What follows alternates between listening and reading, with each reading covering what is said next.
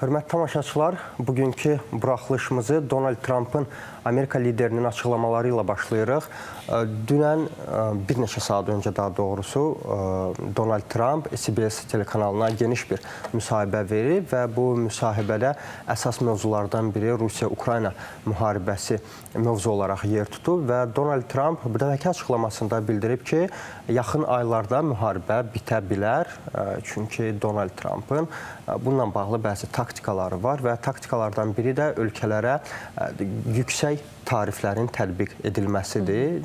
Donald Trump bilirsiniz ki, hakimiyyətə gəldikdən bir neçə ay sonra bildirib ki, 7 müharibənin qarşısını alıb, 7 müharibəni dayandırıb və onun dünənki açıqlamasına görə məhz bu 7 müharibənin dayandırılması prosesinin 60%-də məhz yüksək tarifləri tətbiq etməklə hədələyib ölkələri və Donald Trump'ın bildirdiyinə görə bu proses Rusiya prezidenti Vladimir Putinə qarşı da istifadə oluna bilər. Firuz, ümumiyyətlə necə düşünürsünüz? Yaxın aylarda gözləyirsinizmi Rusiya-Ukrayna müharibəsinin bitməsini?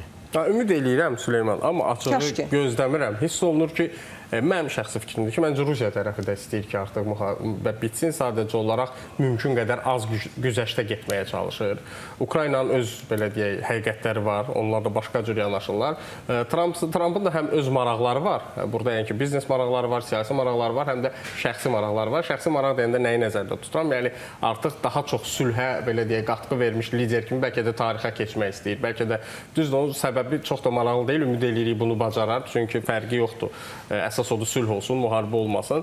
Yəni ki, burada da həm öz reputasiyası üçün də Trump da çalışır ki, bu belə deyək, problemi, bu münaqişəni də həll eləsin.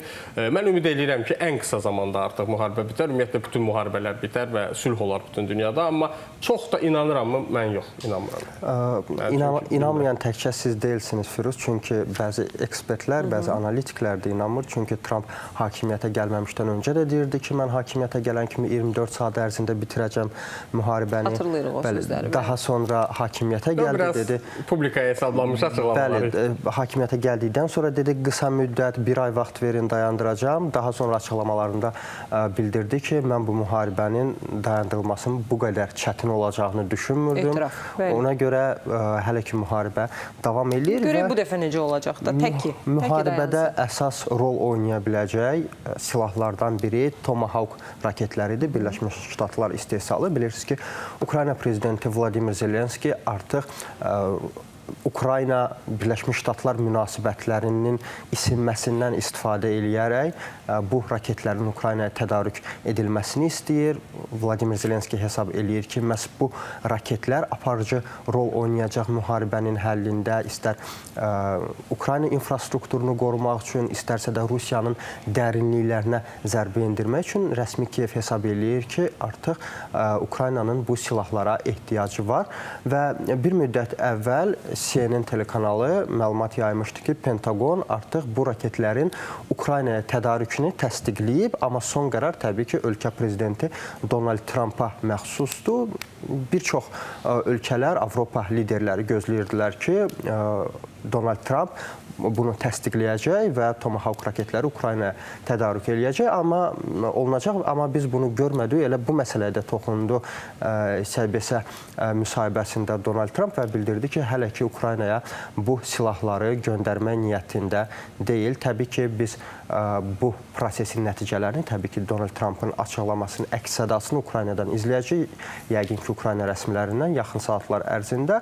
Amma Donald Trump bildirib ki, hələ ki bunu eləmək istəmir. Yəni, gələcəkdə bu silahları Ukraynaya göndərməyəcəyini istisna etmir. Yəni, bir pəncərə qoyur, amma deyir ki, mən hələ ki bunu eləmirəm. Elə bu məqamdan istifadə edərək xatırlatmaq istəyirəm ki, daha doğrusu Ukrayna prezidenti Vladimir Zelenski bir müddət əvvəl açıqlama vermişdi ki, Vaşinqtonun hazırki qərarı odur ki, Tomahawk Ukraynaya tədarük edilməsin, amma bu qərar Zelenskinin açıqlamasına görə hər an dəyişə bilər. Çünki Ukrayna prezidenti bunu onunla əsaslandırır ki, vaxtilə Rusiyaya qarşı sanksiyaların tətbiqi də bir növ illüziya idi. Amma biz indi görürük ki, Avropa artıq 19-cu... Ardı arası kəsilmir. Bəli, sanksiyalar paketini sanksiyalarını tətbiq eləyib Rusiyaya qarşı və məhz bu mövzudan çıxış eləyərək Zelenski hələ də ümid eləyir ki, Tomahawk raketləri yaxın gələcəkdə məhz Rusiyanın qarşısını almaq üçün Ukraynaya tədarük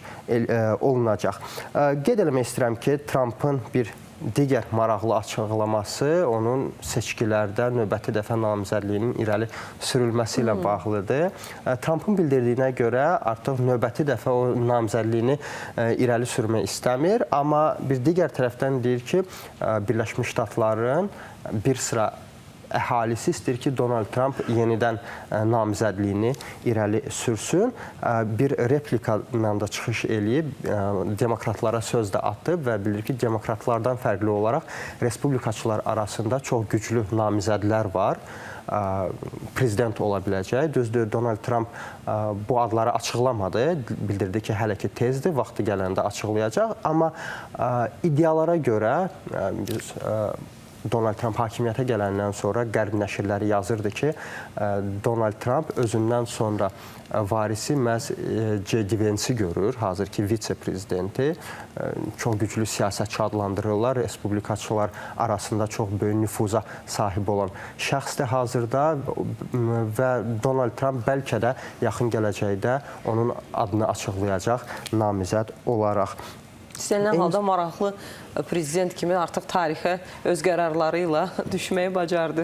Bəli, istər öz qərarları ilə, istər açıqlamaları ilə, bilirsiniz ki, daim gündəmdədir. Təkcə açıqlamaları ilə yox, bir müddət əvvəl Asiya turu zamanı onun daha bir videosu viral olmuşdu. Xatırlayırsınızsa, Malayziyaya səfəri zamanı onu qarşılayan heyətlə rəqs eləyirdi orada və gündəmdə qalmağı bacarır. Elə Asiya turundan danışmışkən, hamıya maraqlı olan görüşlərdən biri də Trump Xi Jinping arasında olan görüşdür və Donald Trump bu görüşü yüksək qiymətləndirib və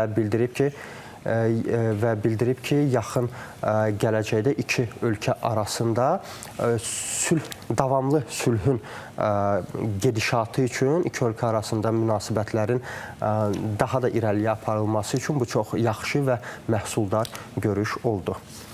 Onu da bildirmək istəyirəm ki, Donald Trumpın bu açıqlamasına ölkənin müdafiə naziri, müharibə naziri da yeni adı dəyişib, müharibə naziri Pete Hegseth də qoşulub, Çinli həmkarı ilə görüş keçirib və bildirib ki, artıq qarşıdakı aylarda, ümumiyyətlə illərdə hər hansısa bir mümkün toqquşma riski olmaması üçün artıq hərbi sahədə də əməkdaşlıq eləyəcəklər və hərbi kanallar istiqamətində danışıqlar aparılacaq Birləşmiş Ştatlar və Çin arasında. Biz bilirik ki, mən az öncə də qeyd elədim, Donald Trump hər dəfə yox, amma 90% hallarda çıxışlarında qeyd eləyir ki, mən 7 müharibəni dayandırdım və bilirsiniz ki, sırf buna görə bir neçə ay bundan öncə Nobel mükafatını almaq istəyirdi, məhz özünü sülh prezidenti kimi təqdim eləyirdi. Növbəti il ola bilər, çünki indi o almaq istəyəndə hələ o bütün il nəzərdə tutulur axı Nobeldə. Yəni bəlkə də önümüzdə gələn il Nobel sülh mükafatını ala bilər yəni. Amma bilmək olmaz. Firuz, nəyə görə? Elə Aynur xanımın sözünə diqqət. Donald Trump Pentagona tapşırıq verib ki, Nigeriyada mümkün müdaxiləyə hazırlaşsın Birləşmiş Ştatlar. Bu da onunla bağlıdır ki, Donald Trump bildirib ki, Nigeriyada xristianlara qarşı zorakılıq davam eləyir terrorçular tərəfindən və məhz buna görə Nigeriya hökumətini tənqid eləyib, sərt tənqid eləyib və bu səbəbdən Pentagona göstəriş verib ki, Nigeriyada müdaxilə planı artıq işə düşsün və prezident əlavə eləyib ki, mümkün əməliyyatlar başlaya bilər. Pentaqon rəhbəri Pete Hegseth isə artıq bildirib ki, hazırlıqlar başlayıb bununla bağlı və əgər Nigeriya hökuməti xristianları qorumasa və xristianlara qarşı bəzi vəhşiliklər davam etsə, Pentaqon mümkün hərəkətə keçə bilər. Təbii ki, Nigeriya hökumətindən də bu proses cavabsız qalmayıb. Bu təhdidlərdən sonra Nigeriya prezidenti Donald Trumpla görüşməyə qərarı alıb və bu məsələni daha geniş şəkildə müzakirə etməyi planlaşdırır. Bu barədə Nigeriya prezidentinin köməkçisi Daniel Vala X hesabında məlumat yayıb. Onun sözlərinə görə Birləşmiş Ştatlar ümumiyyətlə bu vaxta qədər Nigeriyaya çox kömək olub və bu köməklərdən çıxış eləyərək Nigeriya öz ərazisində terrorçuluğa qarşı fəal şəkildə mübarizə aparıb. Nigeriya Birləşmiş Ştatların köməyini çox yüksək qiymətləndirir və ümid eləyir ki, bu proses iki tərəfli danışıqlar əsasında geniş şəkildə müzakirə olunacaq. Elə bu açıqlamalardan düşünürəm ki, bəlkə elə bu məsələni də Trump elə sülhlə həll eləyər. Yəni ən azından Nigeriya hökuməti ilə arada bir gərginlik olmaz. Təbii ki, terrora və terrorçulara qarşı yəni bütün dünyada mübarizə gedir. Biz də ümid edirik ki, o problem, o münaqişə aradan qalxar, dinc insanlar zərər görməz. Terrorçulara qarşı, sırf terrorçulara qarşı Nigeriya hökuməti ilə əlbir mübarizə aparmağı məncə onun sülhpərvər imicinə zərər verməz. Mən belə düşünürəm. Çünki nəticədə bir hökumətlə yox, sırf çünki belə başa düşdük ki, Nigeriya hökuməti özü də bu barədə hardasa Trumpla eyni düşünür ki, bəli, biz özümüz də terrora və terrorçulara qarşıyıq. Bəli, amma digər tərəfdən Donald Trump hazırki Nigeriya hökumətini günahlandırır. Bəli, günahlandırır. Çünki hesab eləyir ki, Nigeriya hökuməti kifayət qədər effektiv şəkildə mübarizə aparmır terrorçularla.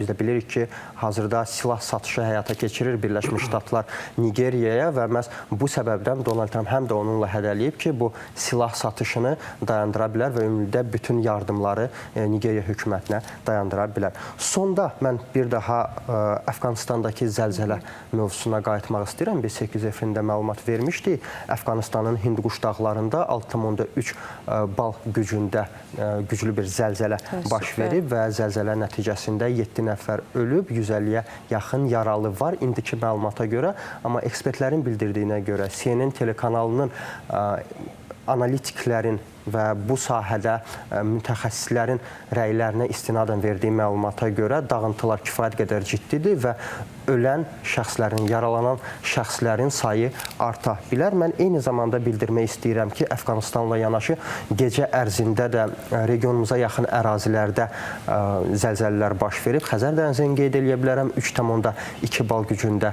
zəlzələ baş verib. Eyni zamanda Ermənistan-Gürcüstan sərhədində də 4,1 bal gücündə zəlzələ baş verib və ümid edirik ki, bu zəlzələlər tələfatsız və hər hansı dağıntısız ötüşəcək.